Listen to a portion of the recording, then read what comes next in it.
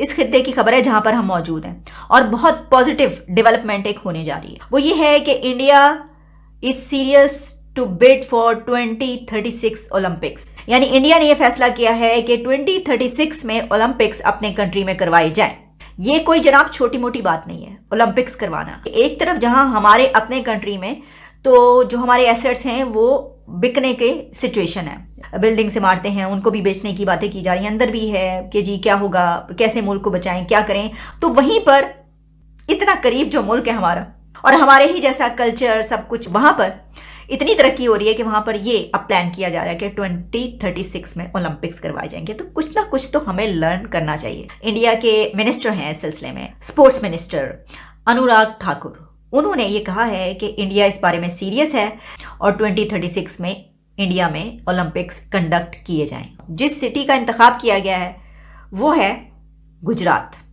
हम तो ये कह रहे थे ना कि बुचर ऑफ गुजरात और क्या क्या, तो आप ये देखिए कि वो उस सिटी में क्या क्या करवाने जा रहे हैं। लेकिन अब इस सिचुएशन में इंडिया है, यानी हम ये नहीं कह सकते कि ये जो इतना बड़ा एक इवेंट है वो कैसे करवाएगा। वो करवा सकता है, तभी वो ये बात कर रहा है। देखिए, इसके लिए सिर्फ पैसा ही नहीं चाहिए, इसके लिए आपके कंट्री में ऐसे हालात होना भी बहुत ज़रूरी है कि जिसमें आपकी कोई दहशतगर्दी का खतरा ना हो, जहां पर आसानी से पूरी दुनिया के लोग आ सकें। इसमें सबसे जो पहली बात होती है वो ये होती है कि आपके कंट्री का जो एक इमेज है वो कैसा है, और इमेज नहीं बल्कि इन रियलिटी क्या है। क्या वहां पर जो पूरी दुनिया से लोग पहुंचेंगे वो सही रहेंगे, वहां पर जो देखने के लिए पहुंचेंगे, जो उसको कंडक्ट करने के लिए पहुंचेंगे, जो खिलाड़ी होंगे वो बड़े आराम से वहां पर अपनी गेम्स कर सकेंगे। तो ये इससे भी पहले करवा लेता इंडिया, लेकिन हुआ ये है कि जो डिटेल्स उसमें बताया गया है कि 2032 तक क्योंकि स्लॉट्स अवेलेबल नहीं है, यानी 2-3 कंट्रीज ऑलरेडी जो हैं वो ले चुके हैं अपने अपने स्लॉट्स, तो इसलिए ये उस वक्त तक ले जाया गया। वरना ये भी मुमकिन था कि अगर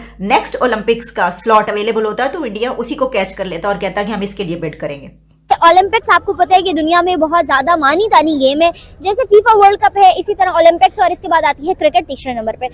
आने वाले टाइम में 2036 में इंडिया ने हामी भरी है कि ओलंपिक्स वो लोग ऑर्गेनाइज करवाएंगे। आपको क्या लगता है, कैसा डिसीजन इंडिया का? इंडिया की एक बिजनेस मार्केट जो है वो बहुत बड़ी है, ठीक है, तो उनके पास स्पॉन्सर्स भी बहुत ज्यादा होंगे, ठीक है, क्योंकि उसकी मार्केट बहुत बड़ी है, तो वो आई थिंक कि वो हैंडल कर सकते हैं। आपको क्या लगता है, इंडिया का ये जो डिसीजन है सही है या नहीं है? मुझे लगता है कि ठीक है डिसीजन उनका, कि इंडिया जो है वो कभी भी इस तरह से इन्वेस्टमेंट नहीं करता जब तक उनको मतलब श्योरिटी ना हो कि वो जहाँ पे इन्वेस्ट करने लगे हैं वो ठीक भी है या नहीं। अगर वो इन्वेस्टमेंट कर रहे हैं इस चीज़ पे तो फॉर श्योर उनको ये यकीन है इस बात का कि वो लॉस में नहीं जाएंगे। अच्छा, और अगर बात करूं दूसरी जाने पाकिस्तान की, तो आपके सामने है पाकिस्तान के सिनेरियोज कि हमारे यहाँ क्रिकेट को बहुत ज्यादा माना जाता है, बट के कोई भी ऐसे बड़े पैमाने पे जो है इन्वेस्टमेंट करने का नहीं सोचता जिसमें दुनिया की स्पॉन्सरशिप्स आए, हमारा भी नाम बने, हम भी जो है ना अर्न कर सकेंगे। ऐसी चीजों में पाकिस्तान को सपोर्ट क्यों नहीं मिलता? क्योंकि इंडिया को जो है वो डिफरेंट कंट्रीज जो है वो ज्यादा सपोर्ट करते हैं कंपैरेटिवली पाकिस्तान। मे बी क्योंकि पाकिस्तान ने अपने ताल्लुकात अच्छे नहीं रखे हुए और एक टेररिस्ट इमेज जो हमेशा सपोर्ट जी जी ऐसे ही है कि यहाँ पे एक बैड इमेज बना हुआ है, इस वजह से लोग जो है फॉरेनर्स वगैरह भी यहाँ पे जरा कम आते हैं कंपैरेटिवली इंडिया, वहाँ पे ज्यादा लोग जाते हैं।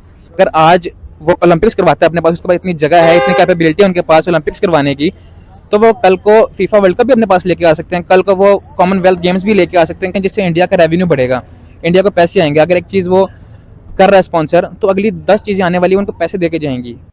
ताड़ साहब, हम इन सियासत में फंस गए हैं। मैं इंडिया का देख रहा था, वो बात कर रहे हैं कि हम 2036 में या 2034 में वो कह रहे हैं हम ओलंपिक्स कराना चाहते हैं। ताड़ साहब, इसमें भी थोड़ा बात बताइएगा कि अमूमन होता था जब वर्ल्ड कप साउथ एशिया में होता था तो वो आधा पाकिस्तान में होता था, इंडिया में होता था। अगले साल वर्ल्ड कप हो रहा है तो वो सिर्फ सुना इंडिया में ही हो रहा है, पाकिस्तान में तो वो आ ही नहीं रहे। और दूसरा वो कह रहे हैं हमने तो ओलंपिक्स जो है वो करवानी है। तो ये जो चीजें हैं, ये चीजें भी हमारी लीडरशिप को ट्रिगर नहीं करती कि देखिए इंडिया किस तरह इन चीजों के ऊपर हावी हो रहा है और हम पीछे रह गए हैं। चीमा साहब, लीडरशिप सबसे पहले तो लीडरशिप है ही नहीं पाकिस्तान में, रिगार्डलेस। आप देखें ना, इसमें क्या होता है, आपके ये लेगेसी पॉलिटिक्स है सारी। जमहूरियत थोड़ी है, ये तो फ्रॉड है, टोटल एक टोपी ड्रामा है दूसरा। लेकिन उसमें चीमा साहब इंडिया वाले, भारत वाले कर सकते हैं, जो मर्जी कर रहा है वो कर सकते हैं। दे आर, आप सोच नहीं सकते कि हाउ, आप उनके एजुकेशन सिस्टम को देखें, उनके रिसर्च देखें। इस वक्त they have monopoly on information technology all over the world. और दूसरा ये कि उन्हें चस्का पड़ गया तरक्की का। आप वो ओलंपिक की बात करते हैं, वो आपकी फ्लाइटें बंद होने को फिर देंगे। 225 मिलियन आपने रखा हुआ है इनका, एयरलाइन वालों को नहीं दे रहे वापस आप।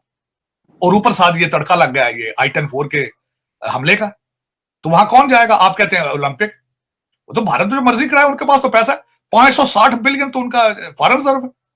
चीमा साहब, असल में हकीकत ये है कि आपकी हर चीज आज भी कंट्रोल्ड है। मीडिया को आज भी रोका जा रहा है, खबरें नहीं दे रहे वो। Economically, ethically, fraud wise, corruption wise हर चीज इस वक्त